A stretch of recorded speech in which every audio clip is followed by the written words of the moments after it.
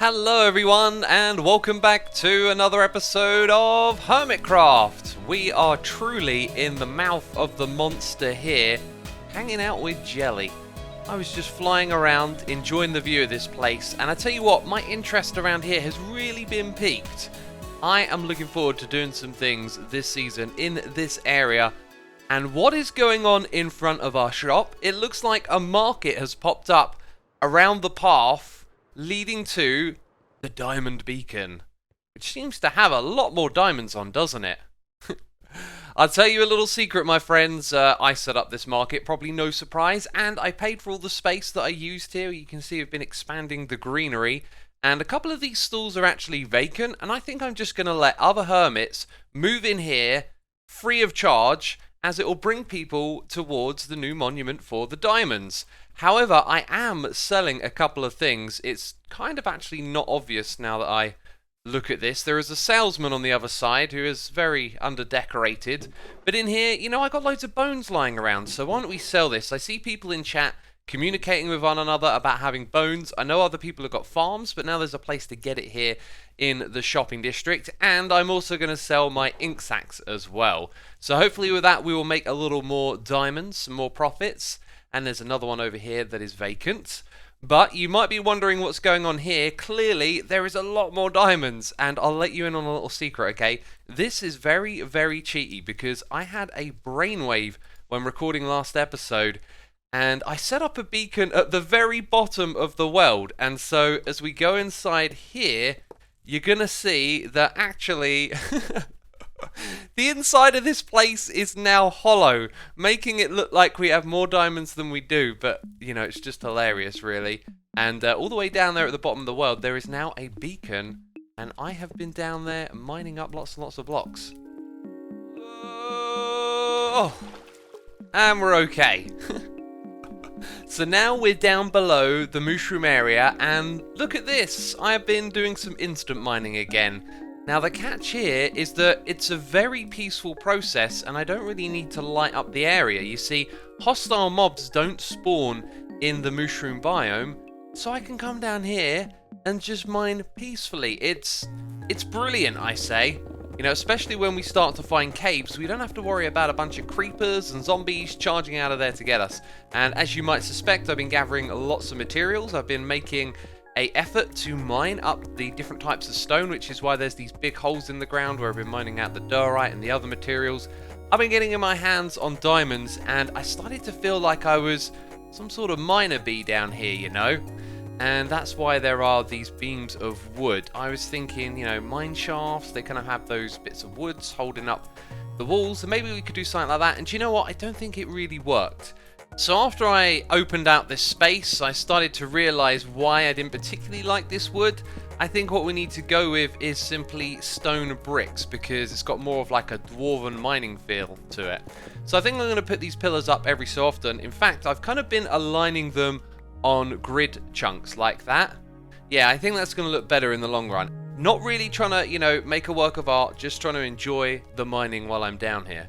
And I love this layout with the torches. That's the trick. It really gives it some atmosphere. So now there isn't torches on the ground or in any of these openings, and I love that. And of course, I've gathered, you know, stupid amounts of blocks for our shop up top. And I've also gathered a fair amount of valuable blocks while I was down here as well. We can start to sell gold ore and iron ore, and I don't know how valuable they're going to be to other hermits, but for decorational purposes they can certainly be used. And we got our hands on some diamond ore. We're going to break that down later in the episode.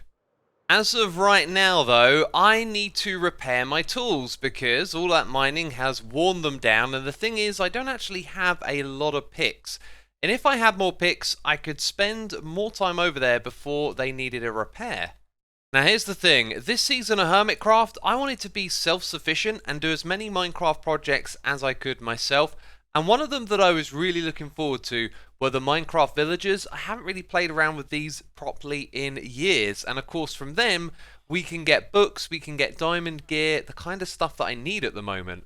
Now as the season goes on, the world fills up with more and more things, and we have a lot of active hermits playing on the beginning of Season 7, and our server has been struggling. Minecraft is a game that's not really optimized for having 10 people play vanilla all at once, and so I'm going to have to change my plans. So we got our villagers from our wonderful neighbor Corrales, who's got a beautiful construction site over here, and it was from him that we actually pinched some of these villagers. So Corrales' store over here is stocked to the brim with things I was hoping to get from the villagers myself. All of these enchanted books. There are other building materials and whatnot you can get from them too. And so I've been speaking to Corrales and saying, hey look, for the sake of the server performing well, why don't we just team up a little bit? I'll use your villagers, I'll provide you with some farms that give them goods and all of that stuff, and I'm not going to have my own villager project anymore. That one is going to get crossed off of the map. And so, for the sake of performance of the server, we're going to say goodbye to our trading project and our villager breeder as well. I think it's just a little too excessive if everyone does villagers. It's definitely a little bit too early to be talking about Season 8, but I will be all about the villagers that season. And so we're going to be a little less self-sufficient than I would have liked. But that means we get to take advantage of the economy here. And there are so many great things available. Check this out. Jevin is absolutely giving away the diamond gear. Look at this. 1 diamond. Why craft a diamond sword when I can get one for 1, right? The shovels, maybe not the same kind of deal, right? But the picks, yep, if I want a new pick, I should just get them from here. Same for armor as well. So this is absolutely fantastic. Now, it just so happens that I really want to get sweeping edge free on my sword, so I'll be able to combine all of that together. I want to get an axe that has fortune free on it, so we got that going for us, and we're going to enchant a whole bunch of pickaxes. But remember, there is something in this game called the Grindstone. I've got one right here, and it allows us to get rid of the enchantments, which makes these an absolute bargain, because now we can go enchant these from the get-go, and we don't have to worry about that naff efficiency too. So very literally, hours later, I have been cooking, I've been cleaning, I've been exercising, and jumping back and forth onto the computer to do some enchanting. I've got a box full of goodies now that's going to last us a long, long time. Wow! Look at all of these right here. Amazing. So many wonderful enchantments, mending on everything, efficiency 5 on everything, tons and tons of silk touch that we can use underground when mining, and of course I've got this pick right here. One small unfortunate takeaway, look at the price of this. 20 levels to combine. I'm not sure why that's so high, but I'm probably not going to then be able to put that on here, right? So my search for sweeping edge continues. And we've had a bit of a redesign going on over here. It causes the wolves to jump up and down as they try and make their way out of here. And they can probably jump over the trapdoors, but then they hit their heads on the glass. So I had removed the bottom layer of glass so that I can actually use level 30 enchantments here. And I think the only thing I need to do now is replace the last 3 blocks with some bookshelves at the back there, because sometimes the wolves get up and sit on that space. So that'll get taken care of at some point, probably on a live stream, you know, twitch.tv/xisumavoid. Go over there, hit the follow button. Okay, enough with the plugs. Let's talk about our shop Rocks that is in desperate need of a new set of banners. But anyway, we've actually had a customer over here. We've been brought out already. Check this out. We've sold all of our stone and all of our smooth stone, and we have lots of this stuff to go. But it made me realize that we kind of need to automatically smelt stone into smooth stone in order to restock, and I kind of want to expand on this project. So in the back area here, I kind of want to make a mine shaft that comes up into this space, and we can use it to send materials up here and then maybe even automatically process them. But first things first, we need to build this mine shaft, and in order to do that, I needed to dig out a giant hole going all the way down to the bottom of the world. And in doing so, I kind of feel like we've made some diamonds just by the pure fact that we're going to be recycling a lot of these materials into our shop, which is terrific. Feels like we're always making some progress here. Anyway, this comes down to the level of the area where we're doing our instant mining over there, and what we've got to build next is an elevator to bring the materials up to the surface, and we're going to use a classic design you might have seen from previous seasons of Hermitcraft known as the Gator elevator. So we have dark oak beams going all the way to the very top, and at the bottom we've installed the simplest part of all, the water that you land in when you drop down. We, the player, are going to use this to get up and down as well, and I just started to put in some of the slabs that go around the outside, was thinking about varying the textures and ways of making it look more interesting, and then I realised we should probably do something like this, have the dark oak wood kind of come out as a notch to support the wood that's going to support the rails, right? This'll look a lot better once I put more of it together.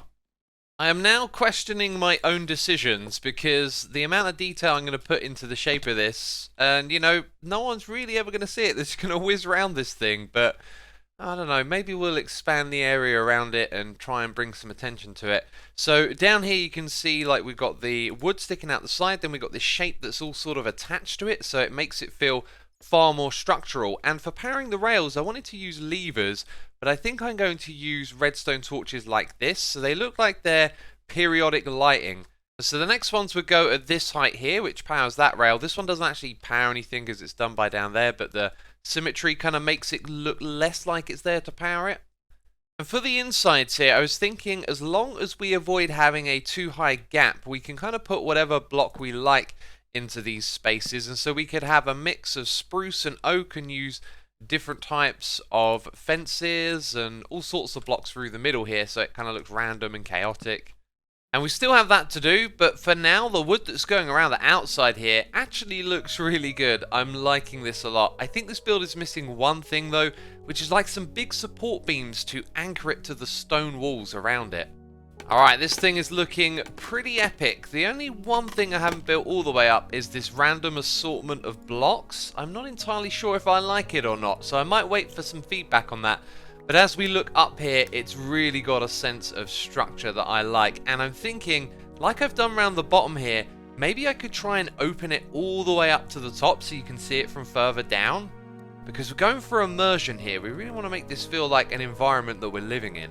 So now we get to do some redstone, which I always enjoy. I have plans here to build a sort of item filtering system, so we can take all the blocks that we mine, just chuck them into a single chest, have it sorted out, and then there'll be a rail with like a minecart chest going onto here and taking items up to the top. Because this isn't only for the player, it will be for other items as well. Now I've made some modifications to all of this. When the player falls down here, they land in the water. There's also a hopper below because we're going to send minecarts back down that need to be picked up and put back into this dispenser here. And some of you may have seen this design. If you haven't though, it's absolutely classic the way that it works. So there is a redstone torch powering the block above to make sure that rail is powered, but when we stand on the pressure plate we turn that off so that the minecart can't go anywhere. We also create a redstone signal down here that makes its way around to the block below the dispenser, thus powering it. So when I stand on here, there goes the minecart. When we get inside, the rail gets powered and we get to go on our way. What's going on here? Why am I inside the block slightly? That is not a good thing. Not a good... Oh, we're falling. Do we take fall damage in the minecart? We do. But I survived the drop. With the redstone up the top here, properly connected, as you can see, we go into the cactus and then the minecart gets dispensed all the way down below. So you can see rail goes straight into the cactus, hopper picks up those minecarts, a little bit of redstone down there. Oh yeah, and I brought some blocks because I was going to do a bit more work up the top here. And then I had a crazy idea. So crazy that I've worn out 3 of my picks. This is why I made so many of them, because we're doing so much digging at the moment, and you're about to see it behind me. This is going to look epic. This was a great idea. Look at that. Wow. I've opened up the hole going up to the top. There are like these divots every 8 blocks that go in. And now the beams come out to the side. And there'll probably be modifications to make something I'll do on live stream. But that just feels so epic now. I love it. We've got to keep this feeling going throughout the project, you know. We must stay on track and not get distracted by pesky little creatures always flying in my way. Look at me, I got myself a bat head right here. In fact, I have several of them because I've started a new game. Well, the head games is the real game, right? But while I'm down here, look, they just keep spawning everywhere. And if I take a little bit of time, I can hunt them down.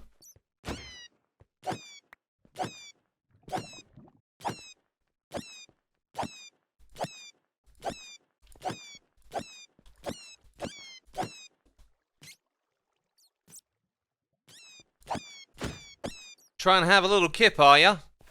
Don't think so.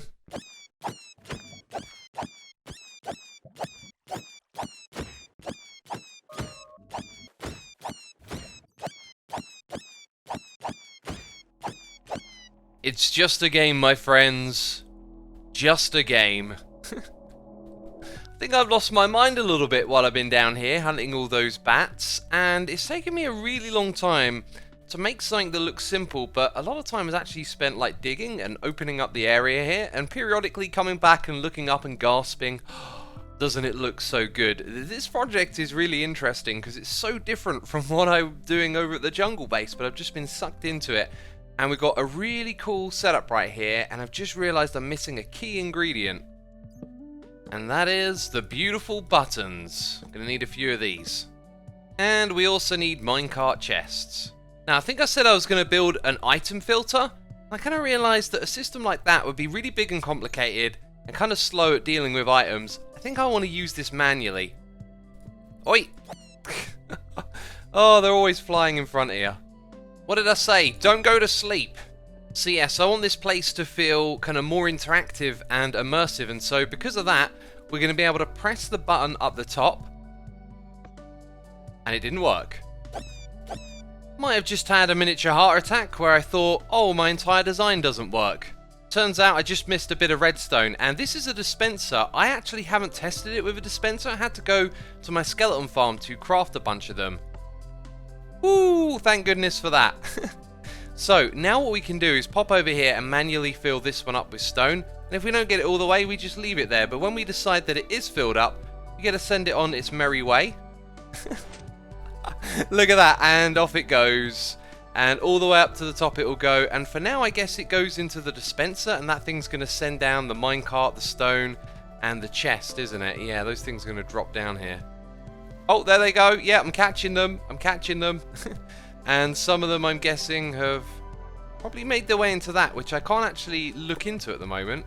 Now I can. There you go. Oh, and look at that. Look, the chest got caught on the way down here. We need to rethink that idea then. Did I just pick it up? Yeah, I picked it up. And apparently there is something behind that wall. I'm kind of curious now. I wish to know what this is. It surely can't be a bat. Oh, it's a bat. Oh, well, another one. Oh, there's a few here, and they're sleeping. So I think I was going to show you the redstone next without trying to tear this apart too much. Well, the button at the top has redstone on top of there, so it powers the dispenser. The one at the bottom has redstone here to get to that powered rail. And then it's also got redstone there to get to that sticky piston. So it pushes it up. And that's very important because when the rail is powered, it needs a block adjacent. In fact, I could just show you this in action. Look what happens when you don't have a block there. It just gets powered and it doesn't move. So that's why we need that. And now I'm asking myself why. Why didn't I do this earlier in the episode? It makes so much sense. The plan was to make a smeltery this episode, so that we could restock on this block. But here's the thing, I've just got kind of carried away with the digging, and I always sort of set myself some objective every episode, and I feel like if I don't actually get that done, then I feel kind of bad. So I got a question for all of you. Are you entertained? Are you satisfied? Is it cool if I'm like, hey, we're going to build a smeltery later on, and then we don't? Is that okay? Because we're not going to be able to do it today. So it's kind of occurred to me that we can make stone bricks nice and easy. We could sell those as well. We could also then cook them into cracked stone bricks, and if we had a vine farm, we could make mossy stone bricks. And these would be all of the blocks that I'm not using, you know? Bit of a weird shop for me to have in a way. Okay, so we can officially stock up over here. And as I'm stocking up, we're also making sails. More cobblestone has gone. This is just crazy. Over here, we've made a sail, but not where the bones are, and that's fine. What I really want to check out right now is, of course, the head games. Is it me, or are there more cave spider heads than before? They are absolutely everywhere. So, there is no bounty for bats at the moment. We should hold out in case one pops off. Otherwise, we'll be depositing some heads at the very last minute. I imagine there's going to be a lot of that going on. And look at this. Still in first place. You know, I'll say Corrales is in first place because there's a teammate I don't think I've helped him get many points at all. But hopefully we can change that very soon. Very soon, my friends. This guy's just turned up out of nowhere. Whose head are you selling? Wells Knights. Well, I know that I am all out of emeralds, so I've been doing no trading with you, sir. Impulse, it wasn't me. Hello? It wasn't me. What happened here? You got No, llama nothing. heads and... Nope. Not me. I didn't do it. These wandering traders are important. We use them to get heads for the head game, man. But maybe it's in my best interest to just take these heads for myself. Oh, that is scandalous. I see what you're doing there. All right. Hey, so I came in here earlier looking for specifically this one, but I settled for the regular stone too. And you restocked. Yeah, I just literally moments ago restocked. Oh, After okay. a day down there in the mines, and I brought this for you. A whole shulker box worth of stone. Yes. This so the base of my base is built out of stone, smooth stone, but I can smelt this down into smooth stone. I'm willing to pay for this box. Okay. How much you? Hang on, I'm gonna do some math. What was it? 4 for 1 diamond. So let's just say 2 for a rope. 6 diamonds. 6 diamonds. That is a steal. That is one heck of a deal. In fact, I'm gonna give you a tip. There you go. Oh. We'll Thank make you it very 7. much. There you go. I appreciate that. Wait, do I get to keep the shulker box? If I get to keep the shulker box, then I'll throw in an extra 2. Okay, go on then. Take the shulker box. It's yours. Look at that. Okay, that was a good deal actually. How much does shulker box sell for? I think they sell for 5. I think I got conned, but it's fine because you're going to be a regular customer, right? That's true. I will pay full price as much as you have this stocked pretty much. I will buy it out just about all the time. So I will be a loyal customer of yours for sure. Well, isn't that just wonderful, my friends? We got ourselves a loyal customer already. I'm loving this idea. It's been so spontaneous and everything is going in our direction. So we got to wrap this one up by mining these here diamonds and see how much we've made during this episode. 33 diamonds. That is pretty fantastic, isn't it? That's why we're going to wrap this one up. So be sure to let me know what you feel about the whole, hey, we're going to build a smeltery and then we don't get round to it because of time and, me not thinking about how long it'll actually take to do these projects. And also leave a like if you enjoyed the episode. Thanks as always for the support, and I'll see you very soon in another one. Bye-bye.